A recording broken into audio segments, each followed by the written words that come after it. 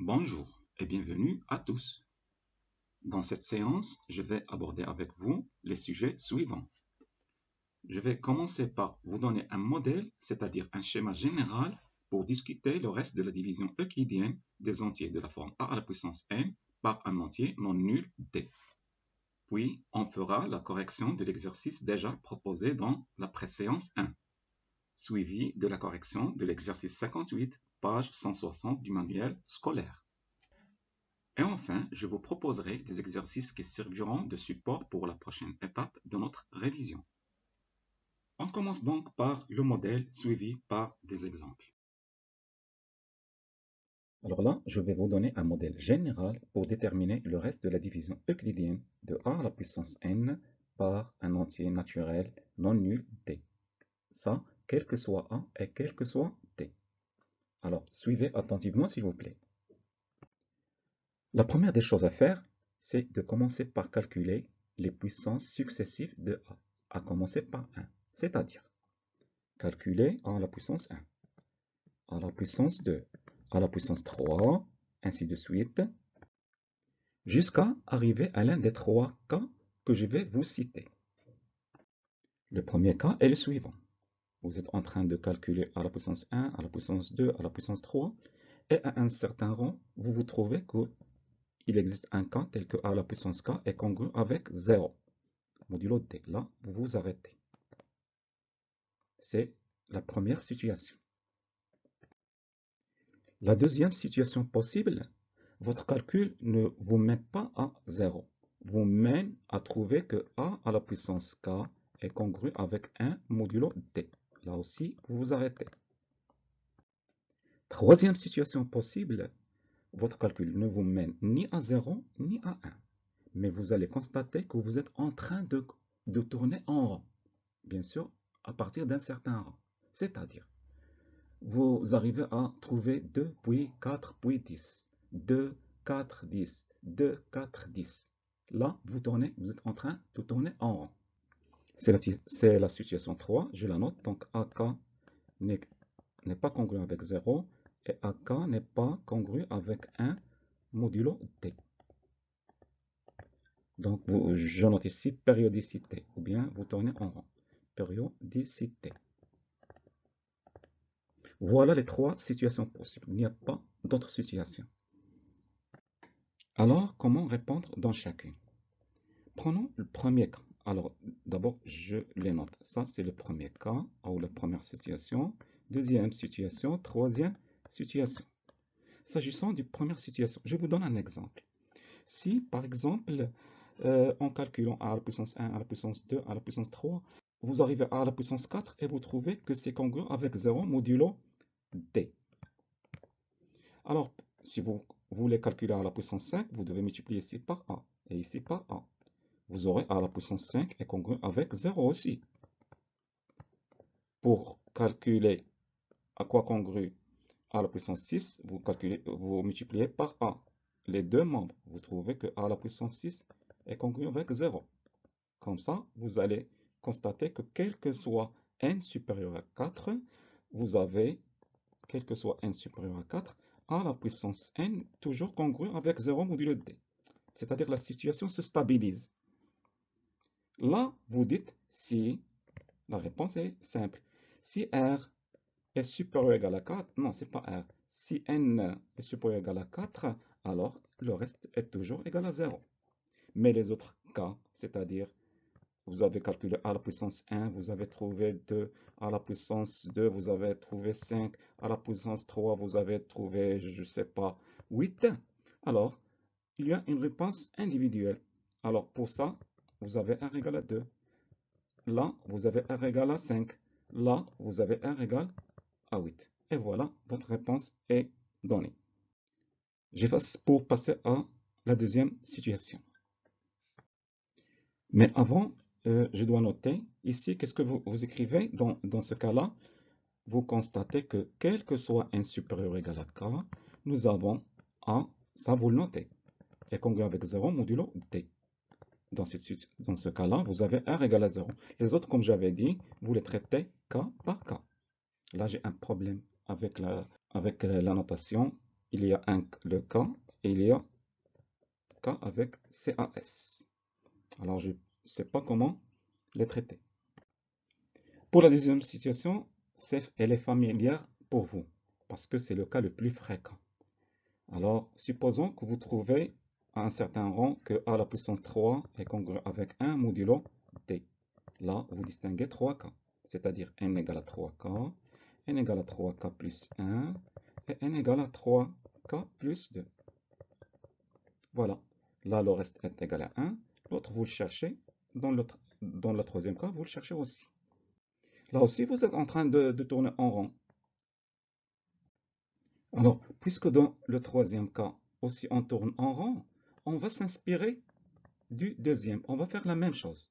Vous allez comprendre ça dans les exemples que je vous ai préparés. Je vous ai préparé un exemple pour la première situation, deuxième exemple pour la deuxième et troisième exemple pour la troisième. Je vous invite donc à les suivre et mettez-vous dans la tête que vous n'avez pas d'autres situations que ces trois que je vous ai dit. On prend cet exemple. Là, on nous demande de déterminer le reste de la division euclidienne de d à la puissance n fois 8. Donc d'abord, j'écris soit R, le reste, ce reste, soit R, ce reste, tout simplement. Comme j'avais dit tout à l'heure, je commence par chercher les puissances successives de 2. Donc 2 à la puissance 0, c'est 1, donc c'est congru avec 1 modulo 8. 2 à la puissance 1 congru avec 2 modulo 8. 2 à la puissance 2 congru avec 4 modulo 8. 2 à la puissance 3, c'est 8. Donc congru avec 0 modulo 8. Là, je me suis retrouvé dans le cas 1. Donc la réponse est simple.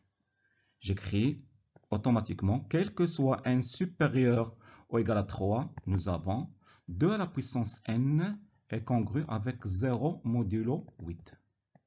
Donc le reste, pour tous les entiers qui sont supérieurs à 3, le reste c'est 0. Et les autres, cas par cas. Donc si n égale à 0, r égale à 1, car nous avons 2 à la puissance 0 congru avec 1. 2, si n égale à 1, r égale à 2, comme vous le voyez ici. Si n égale à 2, r égale à 4, et ça y est. Donc nous avons 4 cas. Là, je vous ai choisi un exemple qui correspond au deuxième cas. Alors, on va déterminer le reste de la division euclidienne de 2 à la puissance n par 7. Je commence par le calcul des puissances successives de 2. Donc 2 à la puissance 1, c'est 2, donc congru avec 2 modulo 7. Je passe à 2. 2 à la puissance 2, c'est 4. Donc, c'est congru avec 4 modulo 7.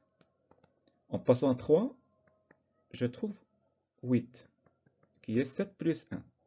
Je suis donc dans le deuxième cas. Donc, c'est congru avec 1 modulo 7. Là, je m'arrête.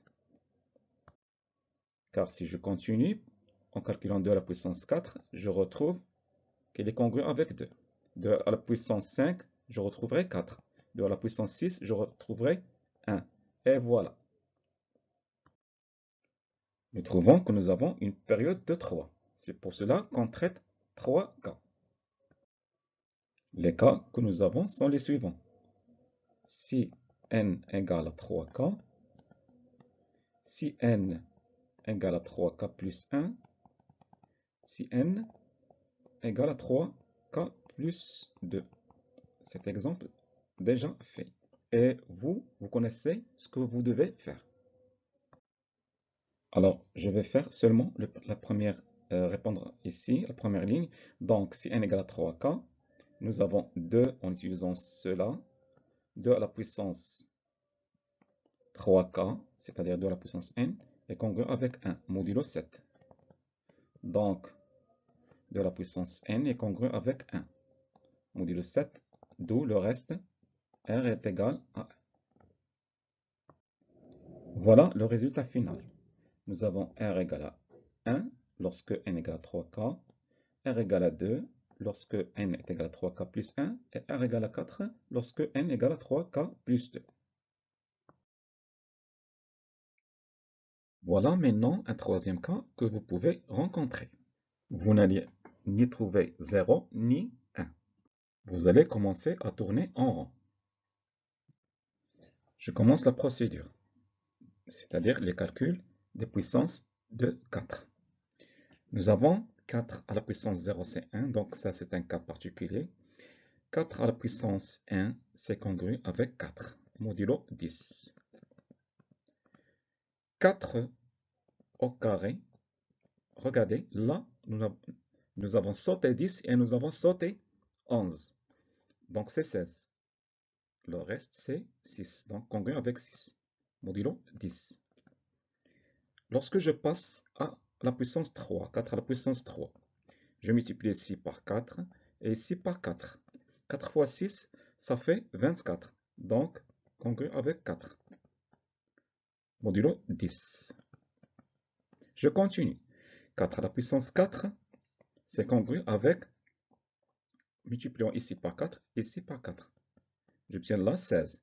Donc, 6. Regardez. Alors là, déjà, je constate qu'il y a une périodicité. Je commence à tourner en rond. 4, 6, 4, 6. On continue. 4 à la puissance 5, multiplié ici par 4 et ici par 4. 4 fois 6, ça fait combien? 24. Donc, congru avec 4 modulo 10. Et voilà. 4 à la puissance 6, congru avec 16, c'est-à-dire congru avec 6 modulo 10. Je m'arrête là. Alors, qu'est-ce que je constate? Regarde ici, pour les puissances qui sont impaires, là, là, là, on constate qu'on trouve toujours un nombre qui est congru avec 4.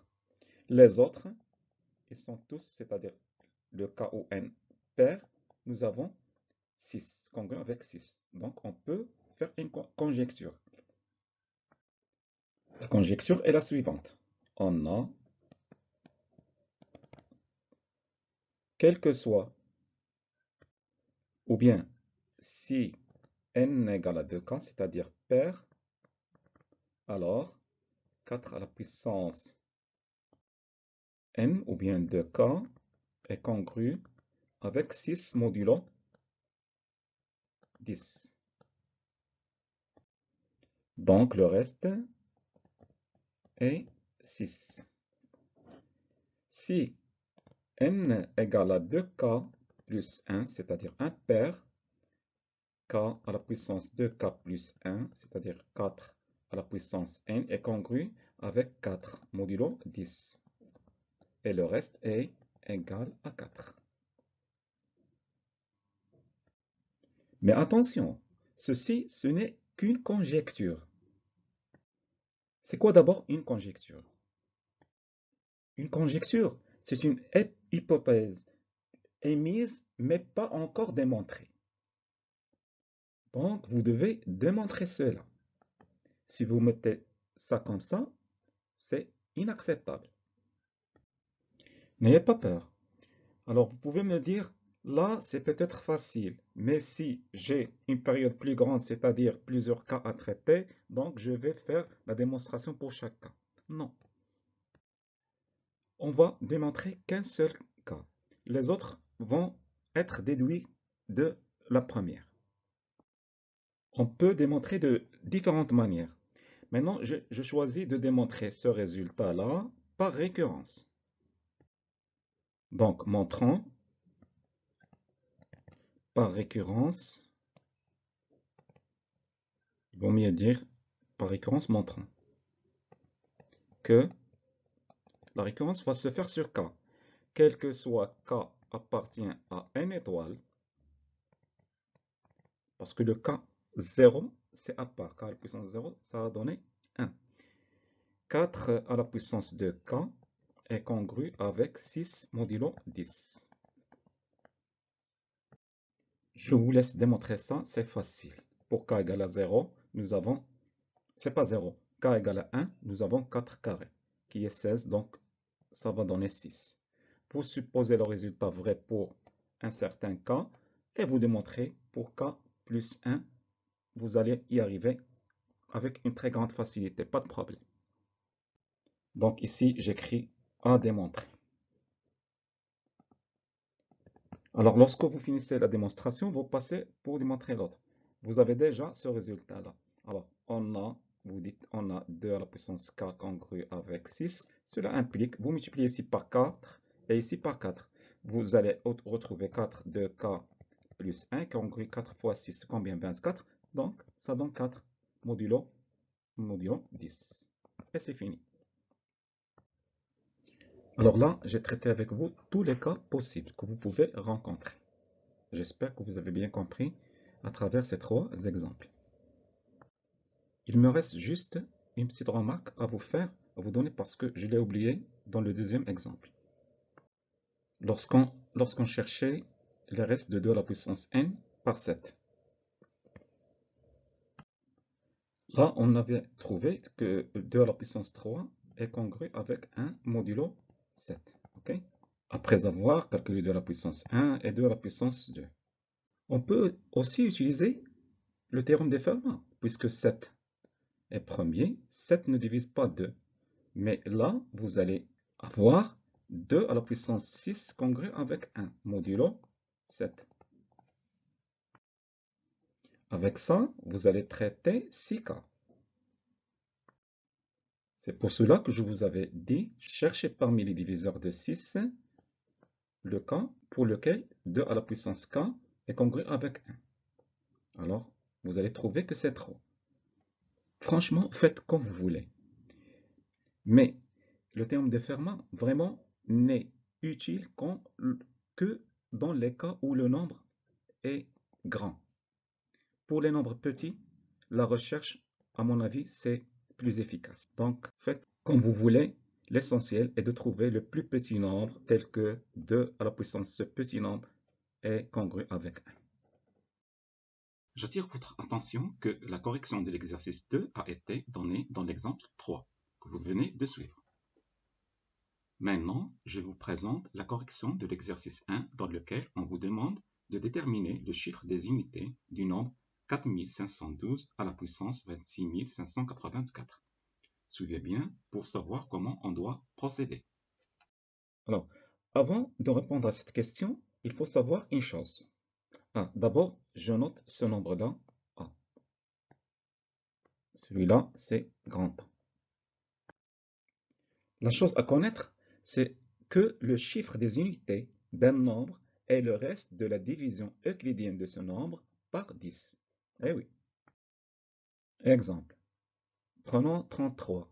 Lorsque vous le divisez par 10, le reste c'est 3. C'est son chiffre des unités. 122 divisé par 10, le reste c'est 2, son chiffre des unités. Vous allez me dire, ça c'est une remarque. Il va falloir la démontrer, ok? Ben, on la démontre. Donc, soit un n, un entier, appartient à n.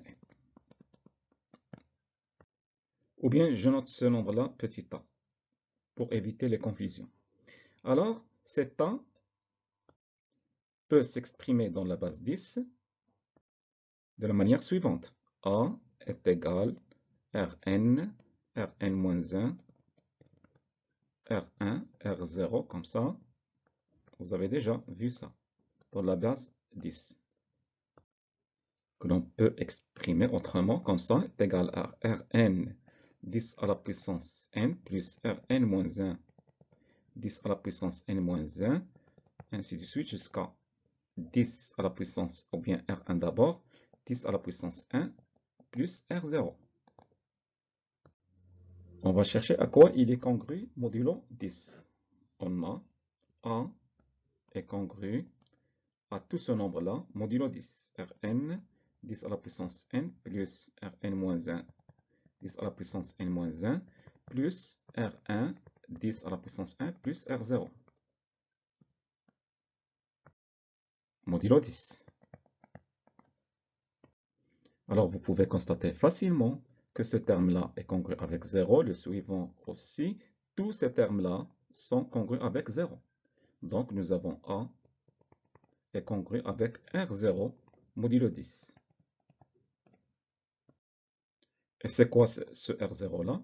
Ce R0, c'est le chiffre des unités du nombre A. Donc, en général, pour chercher le nombre d'unités, ou bien le chiffre, excusez-moi, des unités d'un entier A, donc vous cherchez à quoi il est congru modulo 10. Bien sûr, ce nombre-là doit être supérieur à 0, inférieur strictement à 10. Ce chiffre-là sera le chiffre des unités. Si on vous demande de donner le chiffre des unités et le chiffre des dizaines, alors là, vous devez chercher à quoi A est congru avec à quel nombre, c'est-à-dire R', tel que par rapport modulo 100. Si ce R' est inférieur à 100, supérieur ou égal à 0, c'est un nombre qui sera constitué de deux chiffres, l'un des unités et l'autre des dizaines. Et faisons cela pour continuer. Partant de cette constatation ou bien remarque, nous avons 4512 est congru avec 2 modulo 10, puisque 2 est le chiffre des unités. Maintenant, on va élever à la puissance 26 584. Donc, 4512 élevé à la puissance 26 584 est congru avec 2 à la puissance 26 584, modulo 10. On va chercher maintenant à quoi ce nombre-là est congru modulo 10, en utilisant ce qu'on avait vu précédemment. Donc je fais ma recherche. Nous avons 2 est congru avec 2 modulo 10. 2 à la puissance 2 congru avec 4 modulo 10. 2 à la puissance 3 congru avec 8 modulo 10. 2 à la puissance 4, je multiplie ici par 2, ça donne 16. OK? Donc, congru avec 6 modulo 10. 2 à la puissance 5 est congru, 2 fois 6 est 12, donc congru avec 2 modulo 10. Je m'arrête lorsque je constate que j'ai trouvé un nombre déjà trouvé. Et le voilà. Donc, 2 à la puissance 6 sera congru avec 4. 2 à la puissance 7 avec 8. 2 à la puissance 8 avec 6. Et voilà. Maintenant, je compte combien de restes j'ai trouvé. Alors, j'ai trouvé 2, 4, 8 et 6. Donc, il y a 4 restes. Donc, il y a 4 cas à traiter. Alors, le premier cas, si n est égal à 4k. Cela correspond à celui-là. Alors, nous avons 2 à la puissance n est congru avec 6. Ça, c'est une conjonction à démontrer après.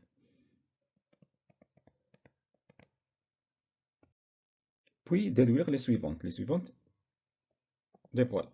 Si n égale à 4k plus 1, qui correspond à celle-ci. 2 à la puissance n est congru avec 2 modulo 10. Si n égale 4k plus 2, 2 à la puissance n est congru avec 4 modulo 10.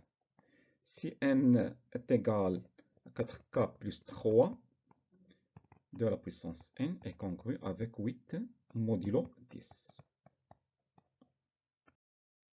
Je vais vous laisser montrer cela, par exemple par récurrence si vous voulez, et déduire les autres. Alors, puisque nous avons la période C4, on va diviser l'exposant ici par 4. J'ai déjà fait le calcul et voilà le résultat.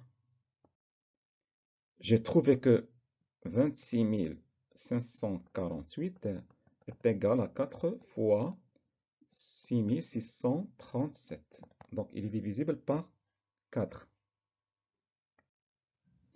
Donc, ce nombre-là, qui est A, donc A est congru avec 2 à la puissance 4 fois 6637, modulo 10. Je me suis donc retrouvé dans le cas premier, c'est-à-dire n égale à 4k. Donc A est congru avec 6 modulo 10. Bien sûr, puisque 6 supérieur ou égal à 0 inférieur à 10, alors c'est le reste de la division euclidienne de A par 10. Donc,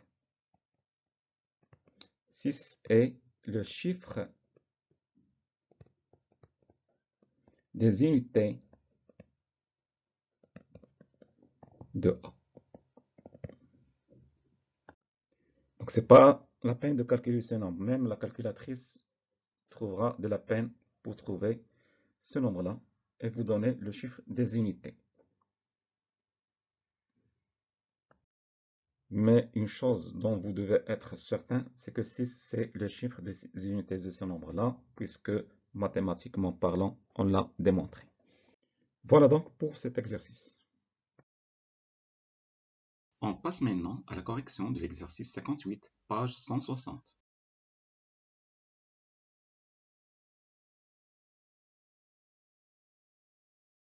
Alors pour les questions A et B, je vais passer rapidement et me contenter de vous donner que des indications parce que la vidéo risque à devenir plus longue. On va procéder par disjonction des cas. Donc on doit chercher la période ici pour ce terme et la période pour ce terme. Pour 2, nous avons la plus petite valeur, c'est 3. Nous avons 2 à la puissance 3 et congru avec 1, modulo 7. Pour 5, non. C'est 6. Nous avons 5 à la puissance 6 qui est congru avec 1 modulo 7. Donc la période ici c'est 6, la période ici c'est 3.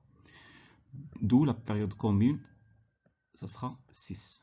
Donc vous allez traiter 6k, n égale à 6k, n égale à 6k plus 1, jusqu'à arriver à n égale à 6k plus 5.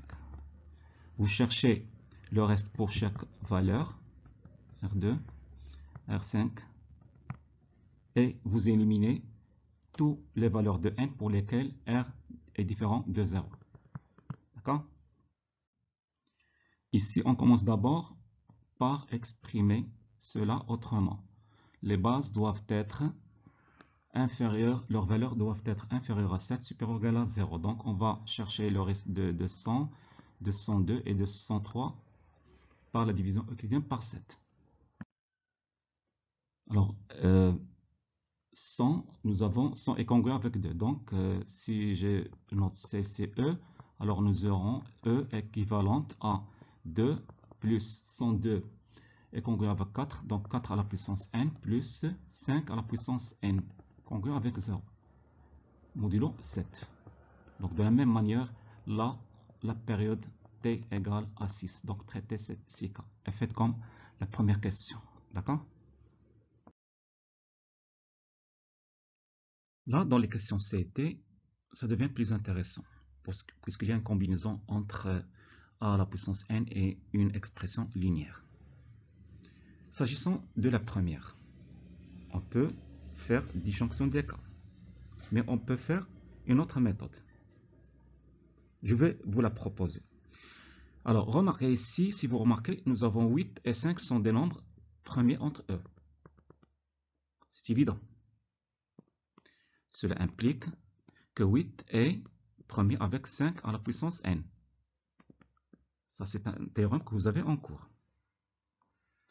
Puisque 8 et 5 à la puissance n sont des nombres premiers entre eux, donc j'ai le droit de simplifier dans la congruence. Donc j'écris ça d'abord.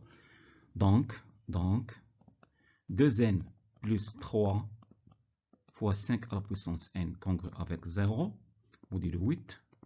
Puisqu'on a ça, alors on a l'équivalence. Oui, je dis équivalence. J'obtiens donc 2n après simplification, 2n plus 3 est congru avec 0 modulo 8 et devient une équation plus simple qu'on peut résoudre en utilisant un tableau dans lequel il y a 8 cas. C'est très simple. Je vous laisse faire ça. Mais on peut faire mieux que ça. Regardez. Alors là, si j'ajoute 5 aux deux membres, j'obtiens 2n plus 8, c'est-à-dire 0, congru avec 5, modulo 8.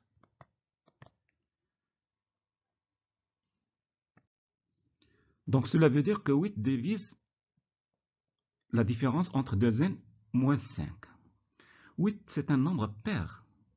Quand il divise un autre nombre, alors ce nombre lui-même est pair. Or, nous avons ici un nombre qui est pair. Celui-là, impair. Donc leur différence est un nombre comment? Il est un nombre impair. Donc il ne peut pas être divisible par 8. Cela veut dire que l'équation n'a pas de solution. On doit donc exprimer ça par écriture. Donc je vais procéder par l'absurde. Supposons, j'écris, supposons que il existe n0 appartient à n tel que 2n0 est congru avec 5 modulo 8. Donc alors, 8 divise 2n0 moins 5. Donc, 2n0 moins 5 est pair. Mais, or, 2n0 pair et 5 impair. Donc, la différence 2n0 moins 5 est impair. Donc, c'est une contradiction. Ceci, c'est une contradiction avec cela. Contradiction. Donc, d'après le principe de la démonstration par l'absurde, on a, quel que soit n appartient à n, on a 2n n'est pas congru. On ne trouve pas de n tel que 2n soit congru avec 5. N'est pas congru avec 5 modulo 8. D'où l'ensemble de solutions S est l'ensemble vide.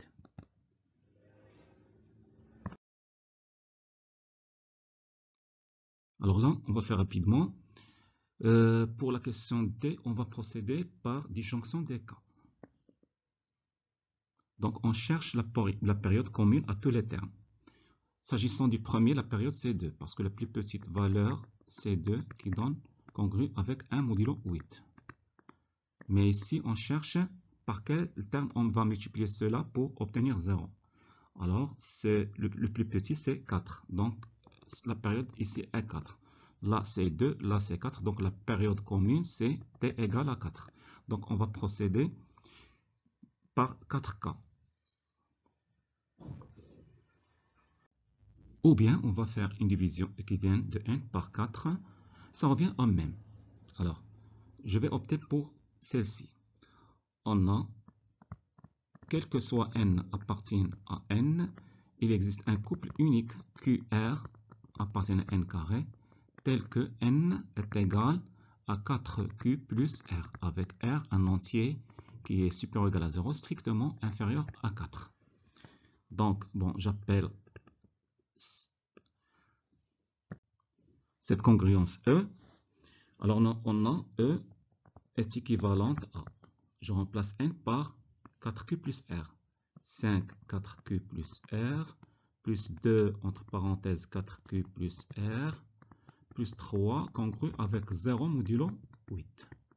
En développant, on a 5 à la puissance 4 à la puissance q multiplié par 5 à la puissance r, plus 8q plus 2r plus 3 congru avec 0 modulo 8.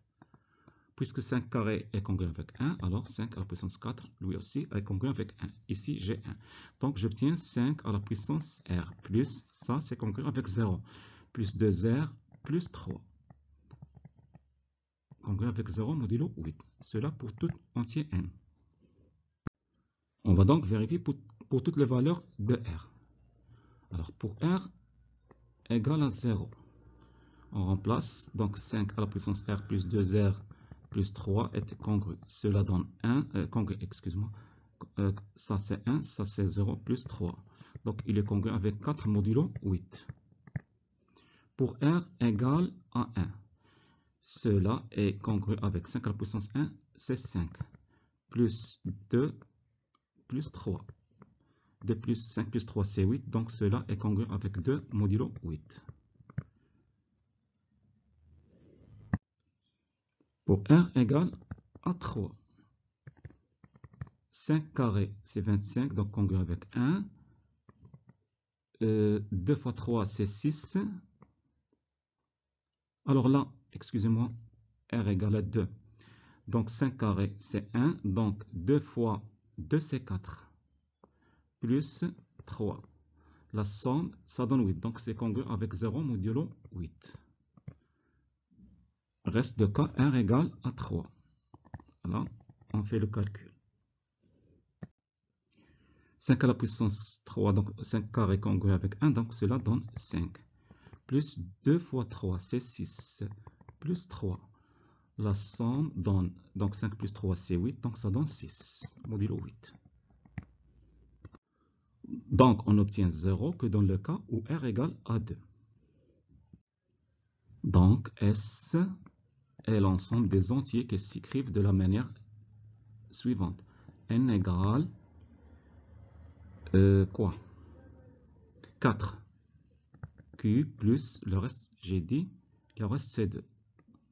Tel que Q appartient à N.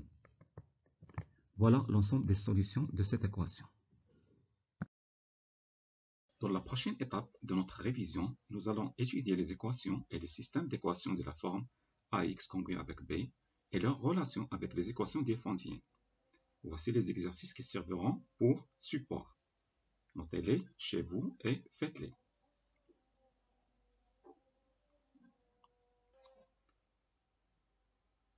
En attendant de vous retrouver de nouveau, je vous dis au revoir.